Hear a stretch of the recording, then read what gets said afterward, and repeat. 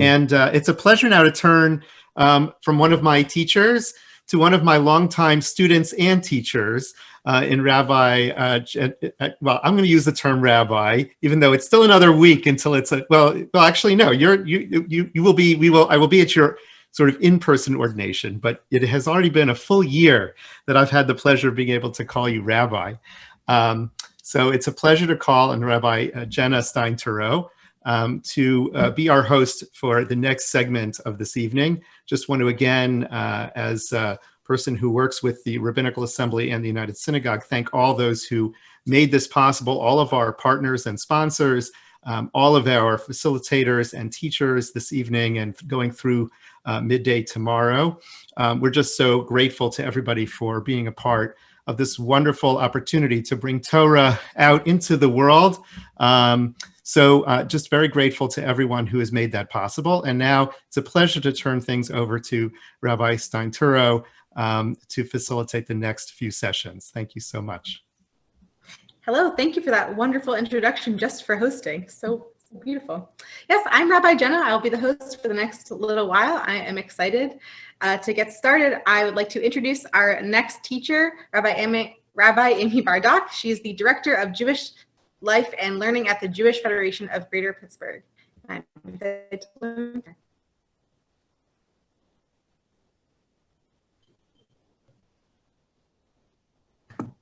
Hello. Thank you for the introduction, Rabbi Jenna. I don't know you and hope our paths cross in real face-to-face one day. So I want to wish everybody a Chag Sameach. We're definitely in nighttime, although we're not in the wee hours quite yet. So I have my tea. I hope you're having whatever sustenance you need for your learning. The topic that we're going to launch into today is about conflicts. Conflicts between an individual and the tradition, or between a community and the tradition. These conflicts can be very personal, a situation purely of an individual, or it can be something called Tzorchei Rabim, the needs of the community. And really it's a conflict between obligations. You have a mitzvah to do, but you have a situation that presents a conflict, or a conflict between values of two mitzvahs that are very valuable on their own, and a choice needs to be made. So I was drawn to this topic because I just came across it. I came across one of these texts in my Daf Yomi studies, in my daily Talmud study, in the Jerusalem Talmud Masechet Shkalim. So we will get to that particular text momentarily. We're going to start with some examples of individual needs. So if we could pull up the slides. Yep, we have a title slide, and then we can go ahead to the first slide.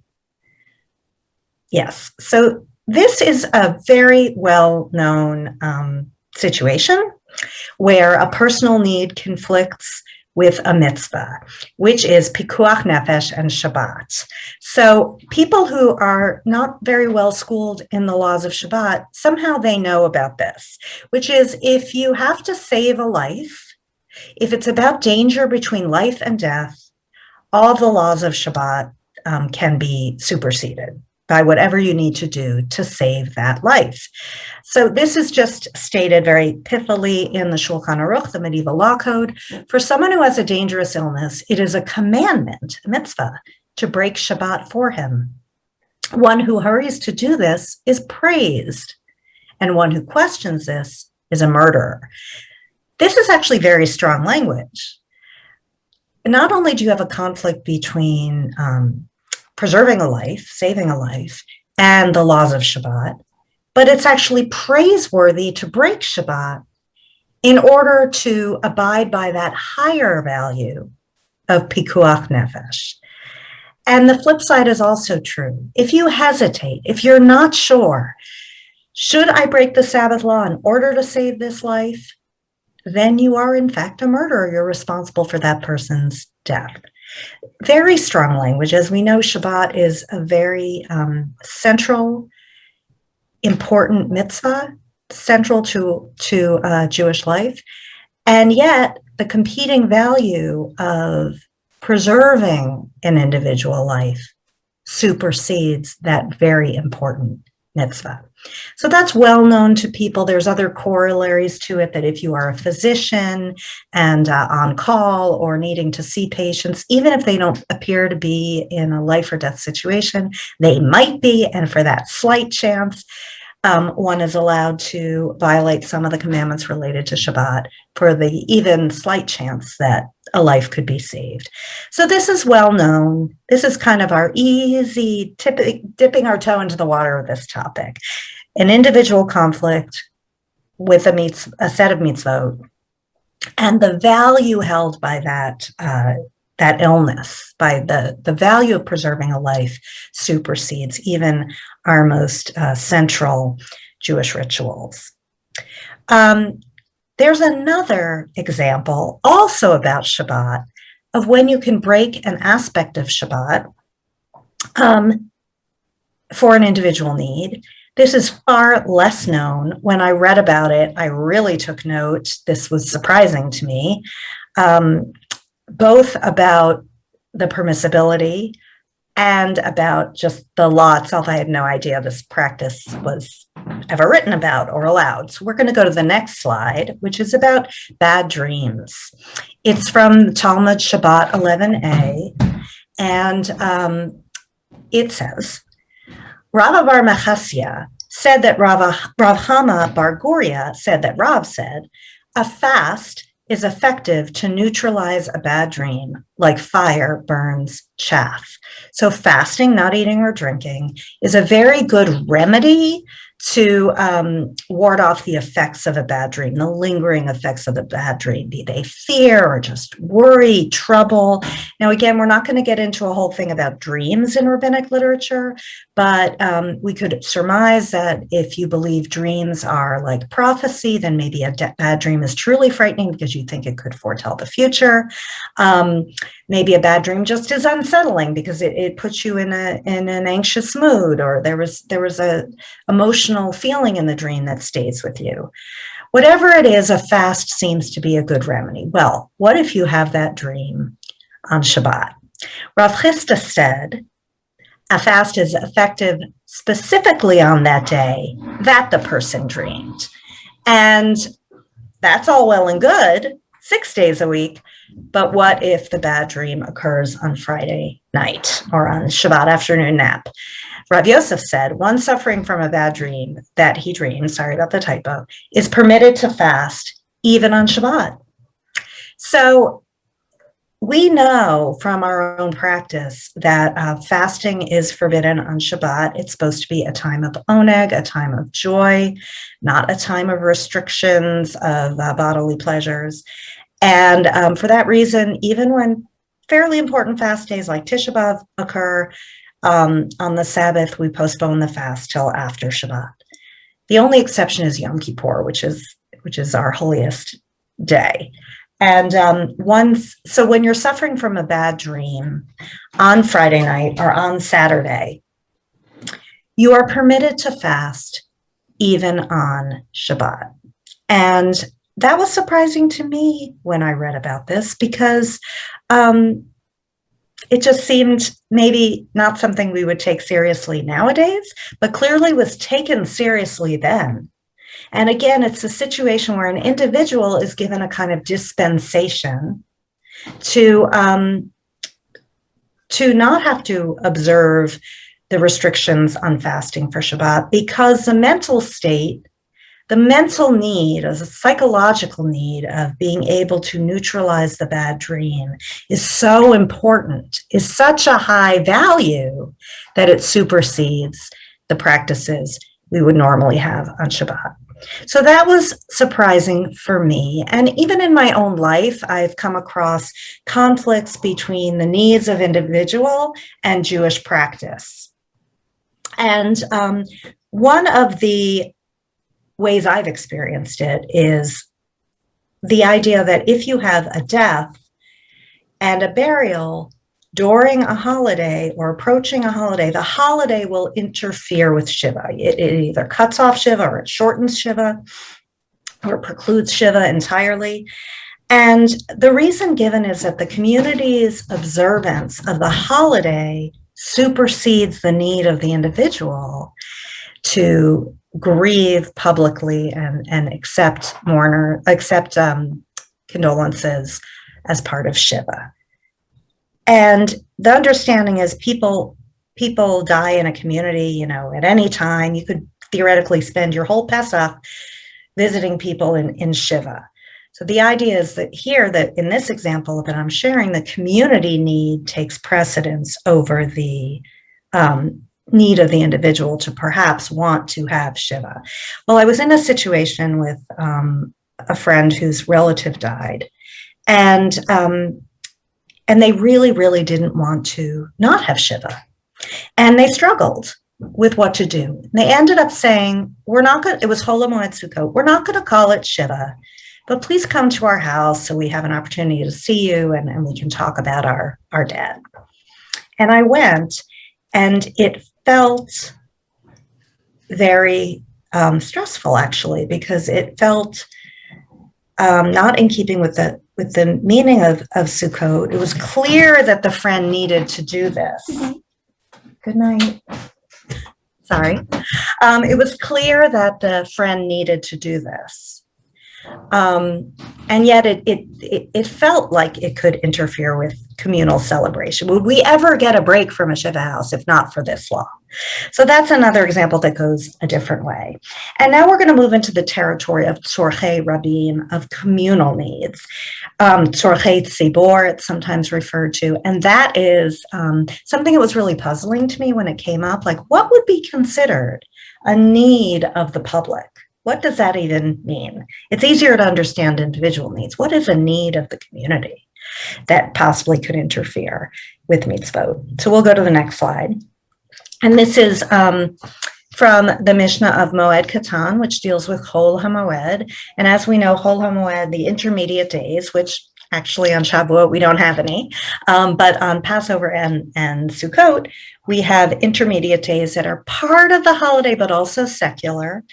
They are Yom Tov, but they don't have as many restrictions. And so it is a holy time, but also a secular time, and certain activities are expressly forbidden. This Mishnah talks about what you can do on Chol HaMoed, and using the term later, tzorchei rabim, the needs of the many. So you can irrigate a field that requires irrigation on Chol HaMoed, as well as during the sabbatical year, less important for our purposes, both from a newly emerged spring that began to flow only during the festival, and from a spring that did not just emerge and has been flowing for some time. However, one may not irrigate a field with rainwater collected in a cistern, a procedure that requires excessive exertion, or with water drawn with a shaduf, a lever used to raise water with a bucket from deep down in a well. So there seems to be a need to keep your field irrigated. That is allowed on Chol HaMoed when it wouldn't be on Chag. But if it's a procedure that requires excessive exertion, then it goes too far. It goes too far against the spirit and the laws of Chag. We'll go to the next slide. This is the next Mishnah. One may not construct circular ditches around the bases of grapevines on Chol HaMoed, probably because of the exertion. Rabbi Elazar ben Azariah says one may not construct a new water channel during Chol HaMoed. And the rabbis say one may construct a new water channel during the sabbatical year, and one may repair damaged water channels during Chol HaMoed. So you can repair, but you can't construct.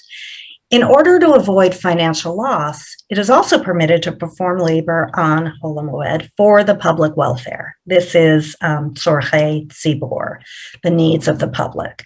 So if there's financial loss, this is an understanding. Okay, so what is one way we can understand the needs of the public? Financial loss. If there's going to be financial loss if you don't perform that labor, you're allowed. So you can repair the damaged watered cistern. That's in the public domain because it's public, and clean them out by removing the dirt and sediment.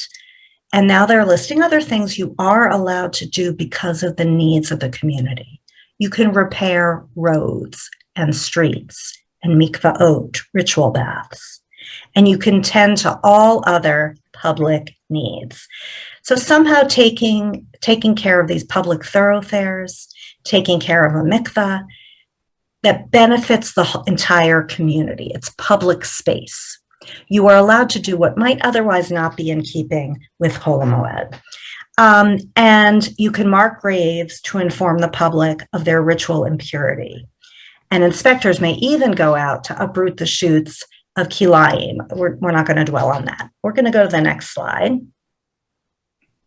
Here we're in Masechet Shkalim, which is the Jerusalem Talmud, not the Babylonian Talmud, starting with the Mishnah. The beginning of the Mishnah isn't so important. We're going to kind of go to the last sentence here, where we start to talk about the 15th of Adar.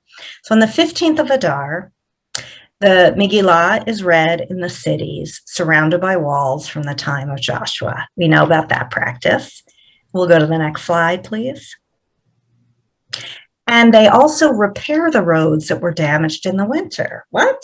Okay, so on the 15th of Adar, which is Shushan Purim, they repair the roads that might have been damaged in the winter, because Adar is the beginning of spring. It might not be full spring. It's not Chag HaAviv, the beginning, and the streets and the cisterns. So again, reminds us of, okay, these public needs of repair so people don't get hurt, so water can flow, so things can function.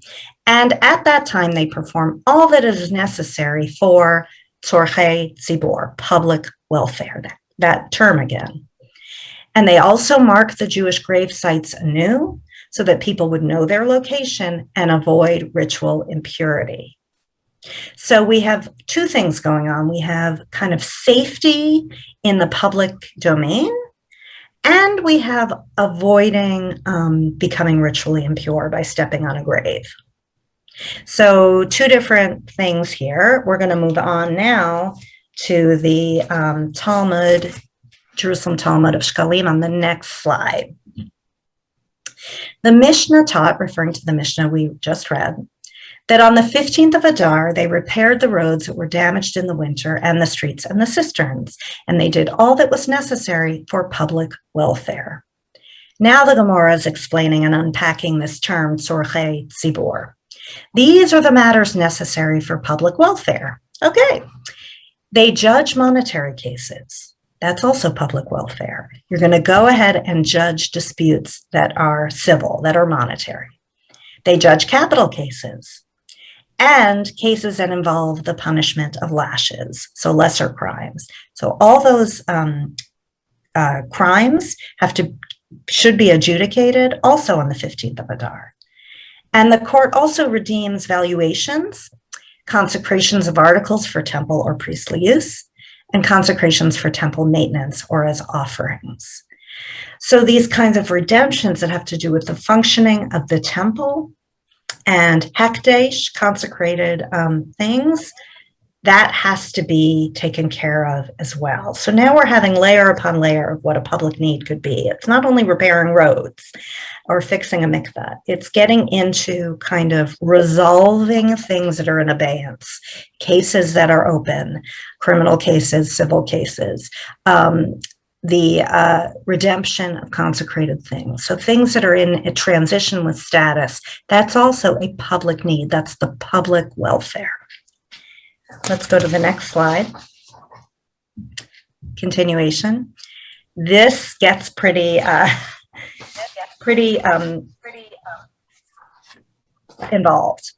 They give the sota to drink. This is also a public need, is to follow through on the sota ritual, which is when a woman a man suspects his wife of committing adultery without any evidence, and she has to go through this ordeal to prove her innocence. That has to be done. That is a public need to kind of restore the married couple to each other.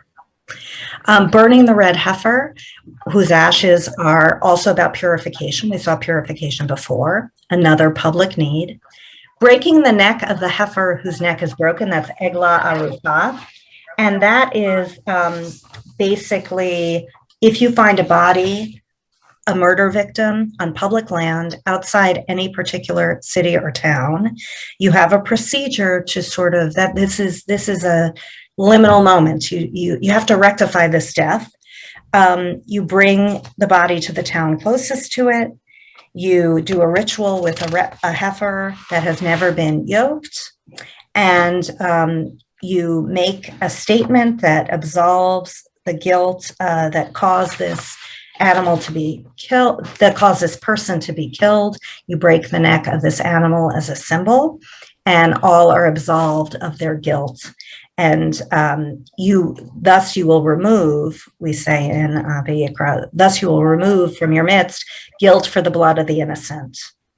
So this ritual that kind of restores justice in a situation where you do not know who murdered this person. That also needs to be done. That's also a public need. And piercing the ear of a Hebrew slave. That is when, after a slave has done his 6 years and could be freed the 7th year from kind of indentured servitude, that person has the option, if they choose to stay enslaved for another 6 years, or forever, they have their ears pierced as a symbol that they have chosen to stay enslaved, even though they're a Jewish slave and not a Canaanite slave. And that again establishes their status for the community. So again, we have these hints here that the public need is also clarifying status, resolving things that are kind of up in the air or in process, a case, a suspicion of adultery, a unsolved murder. You're trying to resolve these things that are hanging in abeyance. That's also a public need. And now we're back to sort of basic, I would say physical needs, that you remove the locks that were placed over the water cisterns during the winter, because now in summer, the water can be drunk for the public. And that also happens. We can move to the next slide. I'm aware that time is ticking. So we have the Shulchan Aruch again, the medieval law code, that tries to make sense of all of these definitions of the tzorchei tzibur, the needs of the public welfare. What does that really mean? And so regarding Hol HaMoed, the Shulchan Aruch says it's permitted on Hol HaMoed, on the intermediate days of a festival, to take care of the needs of the community, such as, this is what they list, fixing roads, removing stumbling blocks from them, and marking out graves so priests can be warned about them, and fixing mikvahs. So they've chosen a few that are really about public safety, about impurity, the risk of impurity, both with the mikveh and the graves. But they've left out all that other stuff, the courts, the woman suspected of adultery, the unsolved murder victim. They've left that aside. The Ramah, the Ashkenazi commentator on the Shulchan Aruch, then takes it in even more narrow. He's saying tzorchei tzibur, public welfare, means specifically public needs like the needs for the person's body or well-being.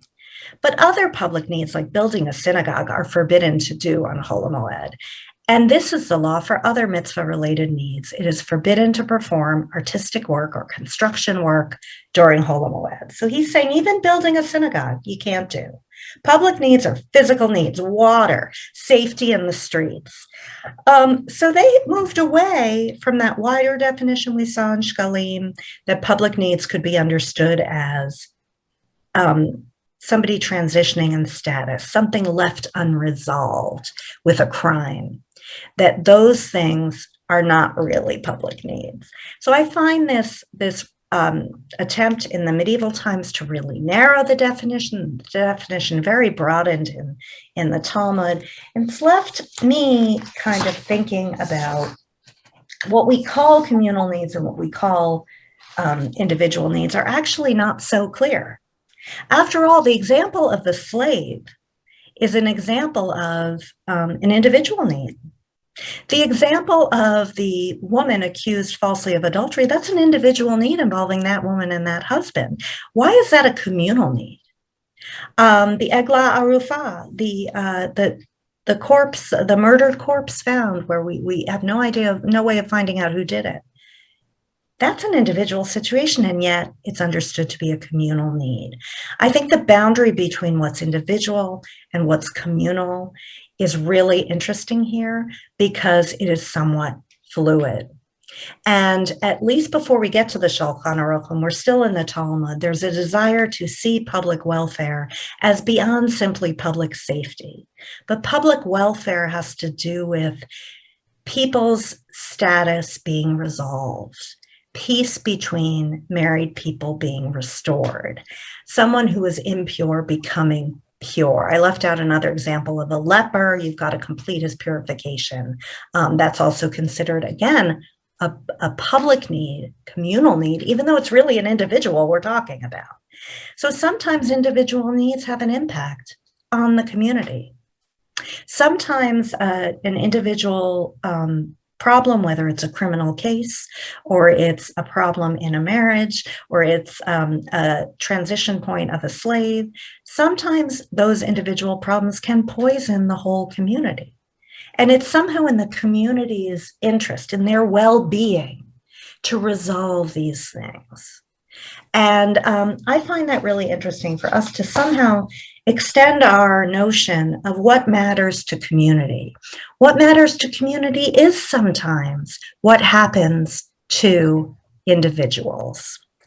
And I want to close with, do we have time? Yes, we have 3 minutes. I want to close with the next slide, which actually gives a tremendous weight to the public in determining what can be Jewish law. So a gezerah or a takana, those are practices that rabbis in the Talmud and later can enact, making something that used to be permissible now forbidden. And I'm just going to read it and summarize quickly. I don't want to run into the next person's time. This is from the Mishnah Torah, Maimonides' legal code. A court that sees fit to enact a gezerah or a takana, or to institute a practice, must consider the matter and know beforehand whether or not the majority of the public can conform to it. No gezerah is ever imposed on the public unless the majority can conform to it. They can abide by it. If the court has enacted one of these new laws, new stringencies, believing that the majority of the public can abide by it, and thereafter the people resist it, and the majority of the public do not abide by it, that new law is void, and it is not permissible to compel the people to observe it. So in this understanding of the power of the community to determine which of new stringencies can really stand as law, that's really actually pretty dramatic. It means that the community has a say in what's done to them. It means that you as a court can't be unnecessarily strict, because if the community can't endure it and abide by it, the law cannot stand. And I want to close with that because I think what we're hearing in this whole topic of Tzorchei Tzibor is the power of the community. The community is a partner with the rabbinic authorities, is a partner with God. The community has a say, the community has a voice. Things aren't just done to them, but their lived experience matters. And as we celebrate Shavuot and recount the very communal experience of receiving the Torah in Sinai, I hope we can keep in mind just the power and the beauty of community in these texts. I want to wish everybody a Chag Sameach, Chag Matan Torah Sameach, and thank you, Rabbi Bardock. Amen. Thank you so much, Rabbi Amy Bardack, everyone. That was so wonderful. I love that because this is an interesting way to think differently about the way that we treat others is the way we want to be treated. And it's also the way that we want the community to treat us is how we should treat the community. So I love that there was that extended element of collective responsibility. It makes it powerful, really.